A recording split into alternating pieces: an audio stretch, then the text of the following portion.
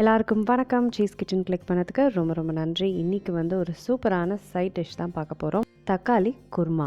இந்த side dish வந்து இட்லி, தோசை, இடியாப்பம், ஆப்பம் எல்லாத்துக்குமே செம டேஸ்ட்டாக இருக்கும். கண்டிப்பாக டிசப்பாயிண்ட் ஆக மாட்டேங்க இந்த ரெசிப்பியில். ரொம்ப டேஸ்டி மட்டும் இல்லை, ரொம்ப சுலபமாக செய்யக்கூடிய ஒரு சைட் டிஷ் இது. இது எப்படி செய்கிறதுன்னு பார்க்குறதுக்கு முன்னாடி மறக்காமல் சீஸ் கிச்சனுக்கு சப்ஸ்கிரைப் பண்ணுங்கள், லைக் பண்ணுங்கள். இந்த சூப்பரான சைட் டிஷ்ஷை உங்கள் ஃப்ரெண்ட்ஸுக்கும் ஷேர் பண்ணி விடுங்க. இப்போ வாங்க வீடியோக்குள்ளே போகலாம். முதல்ல மிக்சியில் சில இன்க்ரீடியன்ஸை வந்து நம்ம அரைச்சிக்க போகிறோம். முதல்ல முக்கியமான இன்க்ரீடியன்ட் தக்காளி தானே, அதை வந்து சேர்த்துக்கிறோம் மிக்சியில். இப்படி சாப் பண்ண தக்காளியை சேர்த்துக்கோங்க, அப்போ தான் ஈஸியாக அரைப்படும். அதுக்கப்புறம் பொட்டுக்கடலை சேர்த்துக்கிறேன். அதுக்கப்புறம் சோம்பு, பட்டை, 2 கிராம்பு, நல்ல துருவின தேங்காய், காரத்துக்கு சில்லி பவுடர்,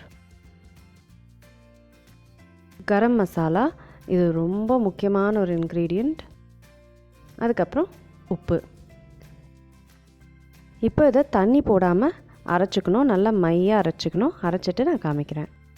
இதை பாருங்கள் எவ்வளோ திக்காக இருக்குது. தண்ணி போடணுன்னே அவசியம் இருக்காது. நல்லா திக்காக நீட்டாக அரைஞ்சிருக்கு. வாங்க தாளிப்பு ஆரம்பிக்கலாம். தாளிப்புக்கு கடாயில் நான் எண்ணெய் போட்டுக்கிறேன். எண்ணெயில் பூண்டு சேர்த்துக்கணும். இதுவும் இந்த ரெசிப்பியில் ஒரு முக்கியமான இன்க்ரீடியன்ட். பூண்டு நிறைய சேர்த்துக்கோங்க, இது நல்ல ஃப்ளேவர் கொடுக்கும் இந்த ரெசிபிக்கு. பூண்டு லைட்டாக வதங்கினா போதும். அதுக்கப்புறம் நறுக்குன்னு வெங்காயம் சேர்த்துக்கிறேன். இதுவும் ப்ரௌன் ஆகிற அளவுக்கு வறுப்படணும்னு அவசியம் கிடையாது. ஒரு 1 மினிட் வதக்கினா கூட போதும். 1 நிமிஷத்துக்கு அப்புறம் நான் மஞ்சள் பொடி சேர்த்துக்கிறேன். அதுக்கப்புறம் பெருங்காயம் கொஞ்சம் சேர்த்துக்கிறேன்.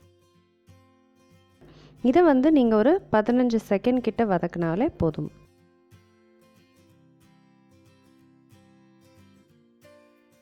அடுத்தது அந்த அரைச்ச விழுதை சேர்த்துக்கிறேன்.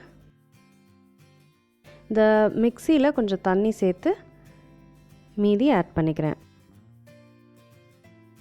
இப்போது இது எல்லாத்தையும் நல்லா கலக்கி விட்டுட்டு காரம் உப்பு சரியாக இருக்கான்னு பார்த்துக்கோங்க. எனக்கு கொஞ்சம் காரமும் உப்பும் எக்ஸ்ட்ரா போடணும்னு தேவைப்பட்டுச்சு, நான் ஆட் பண்ணிக்கிறேன். இது எல்லாத்தையும் நல்லா கலக்கி விட்டுட்டு ஒரு 5லேருந்து 10 நிமிஷம் இதை கொதிக்க விடணும். திக்கார வரைக்கும் கொதிக்க விடணும். தக்காளி குருமா முடிஞ்சிருச்சு. மேலே கொத்தமல்லி போட்டு ஃபினிஷ் பண்ணியிருக்கேன். எனக்கு டோட்டலாக பார்த்திங்கன்னா ஒரு 10 நிமிஷம் ஆச்சு. இப்போ பாருங்கள், இந்த அளவுக்கு ஒரு கன்சிஸ்டன்சி இருந்தால் நம்மளுக்கு தொட்டு சாப்பிட்றது, தோசை இட்லி தொட்டு சாப்பிட்றதுக்கு நல்லாயிருக்கும். அவ்வளோதாங்க, டேஸ்டான இந்த தக்காளி குருமா ரெடி ஆகிடுச்சு. தட்டில் போட்டு இப்போ இட்லி வச்சு நல்லா சாப்பிட போகிறேன். இதை வந்து நல்லா பிணைஞ்சு கூட சாப்பிட்லாம். எல்லாத்துக்குமே எப்படி சாப்பிட்டாலும் செம சூப்பராக இருக்கும் இந்த ரெசிபி. ரொம்ப ஈஸியான ரெசிபியும் கூட. கண்டிப்பாக ட்ரை பண்ணி பாருங்கள். ட்ரை பண்ணிவிட்டு எனக்கு கீழே கமெண்ட் சொல்லுங்கள், சரிங்களா? நான் உங்களை சீக்கிரமாக அடுத்த வீடியோவில் சந்திக்கிறேன். வணக்கம். இருங்க எங்கே போகிறீங்க? இந்த 2 வீடியோஸும் கண்டிப்பாக உங்களுக்கு பிடிக்கும். கிளிக் பண்ணி பாருங்கள்.